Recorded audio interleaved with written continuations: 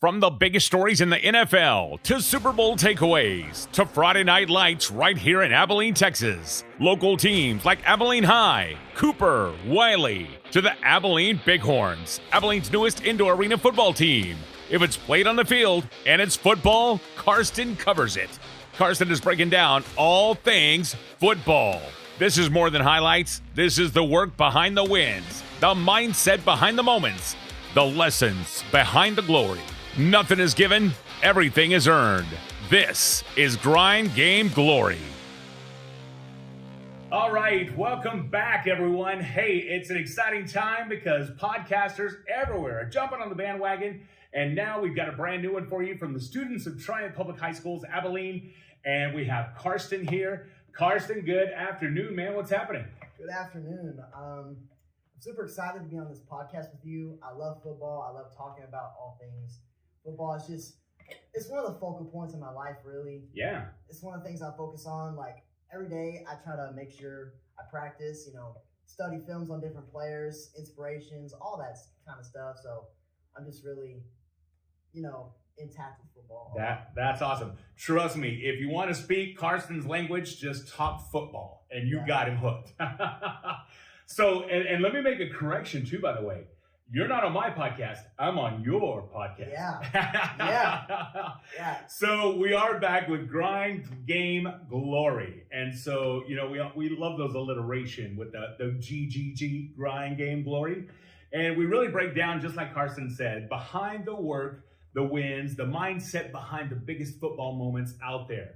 And so every week, basically, Carsten's going to be talking NFL. He's going to be talking high school. We're going to be talking all things football, man. Matchups, matchups. Divisional games, playoff games, college too. We got that too. Not just the NFL. We got, football games all over the world. Right on. Some people might think that this is a little bit of an odd time to start a football podcast because we're just coming off football season. Well, but it's also a good time. It's also a good time to talk about it because we want to break down the season, break down the playoffs, break down the Super Bowl. Because the Super Bowl, in my opinion, was very disappointing. I would happen to agree. Just saying it out there. Saying it out there. I mean, it's just the thing that they did with everything, the execution. I feel like the Seahawks are the better team. It was just, I kind of like to say the Patriots offense just had a really bad day, but I'd also like to say that the Seahawks defense was just, it was too good. They were dominating. They were dominating, and they were really good. So I give them props for that win. It's great to see, because a former Cowboys player is on there. I'm a Cowboys fan. So right. It's nice seeing him get a ring, even though it's not with us. But, Yes.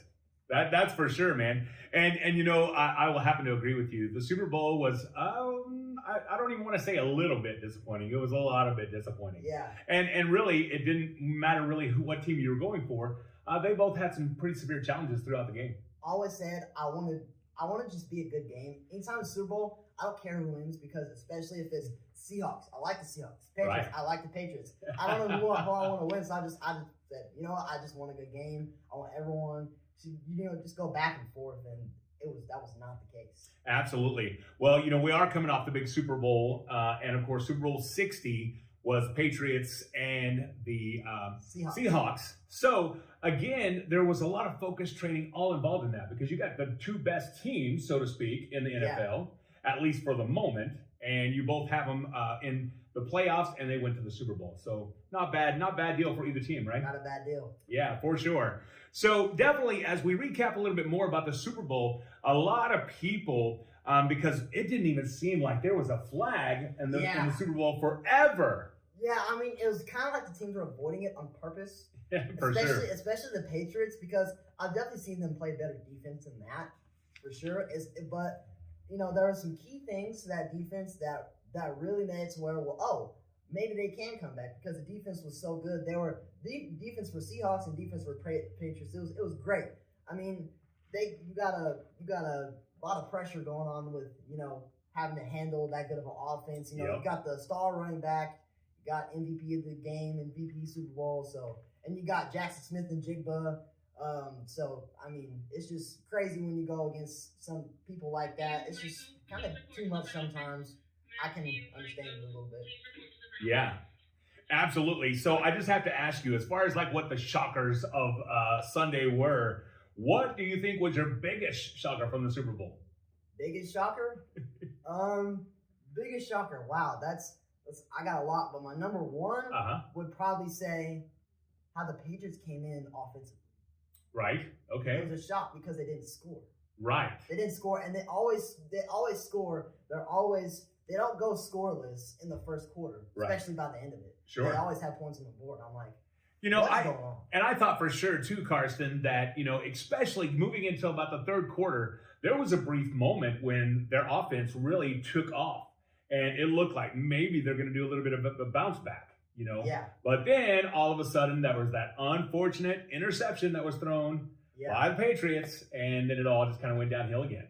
But a lot of it has something to do with obviously the offensive line. If you can't protect the quarterback, then the quarterback, be pressured, especially like not only the pressure of just, you're trying to get a throw off, right? But the pressure of being in the Super Bowl and you want to win. For sure. You don't want to waste your season away by losing the Super Bowl because it's, obviously, any game that's championship, from college anywhere, it's win or go home. Yep. And if you don't win, it's heartbreaking. Exactly. And I kind of have to laugh and chuckle just a little bit, but when it comes to the Super Bowl, there's no participatory trophy. Yeah. There's only one.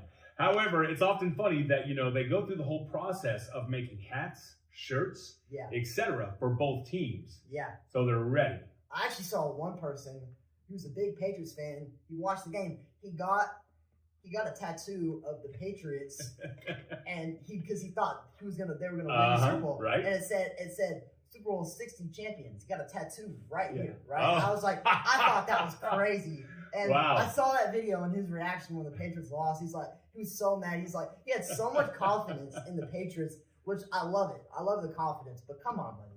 Yeah. You spent money for no reason. Come on. I tell you what, man, it's a crack up here with Carsten because I tell you what, he's so excited about football, and I get it, man. And that's like America's sport. And so it's often exciting. It's intense. It's fast, furious. It's hard pounding.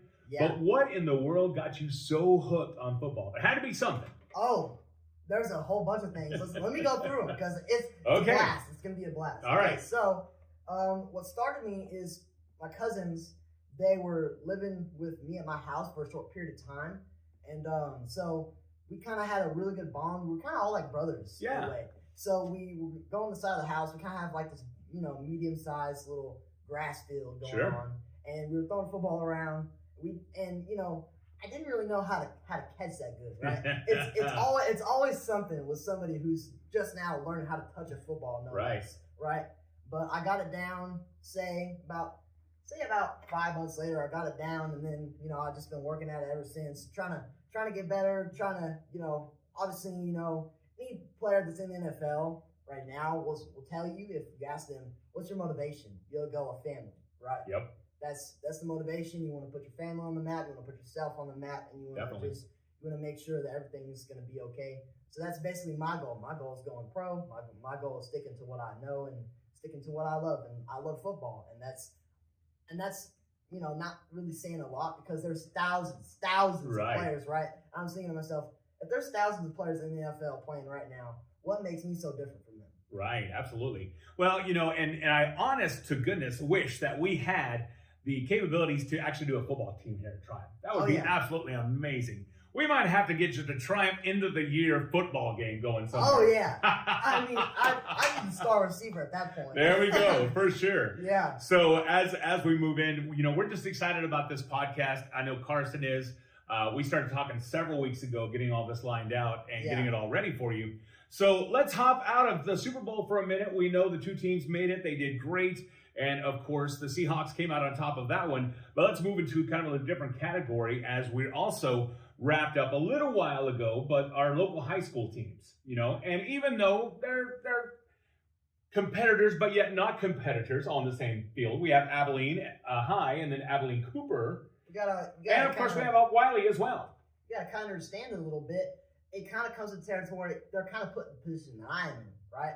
They want to go to the next level just like me. They have the same dreams, the same everything, right? They just want to put their family on the map and nothing else, nothing less. They want to do their part and they want to do what they set out to do. Yeah. The goal. Absolutely, for sure. Well, Abilene High School Eagles, for their 25 season, not really too bad. They finished the season with a strong 9-3 overall record. Okay, not too bad. Undefeated district slate.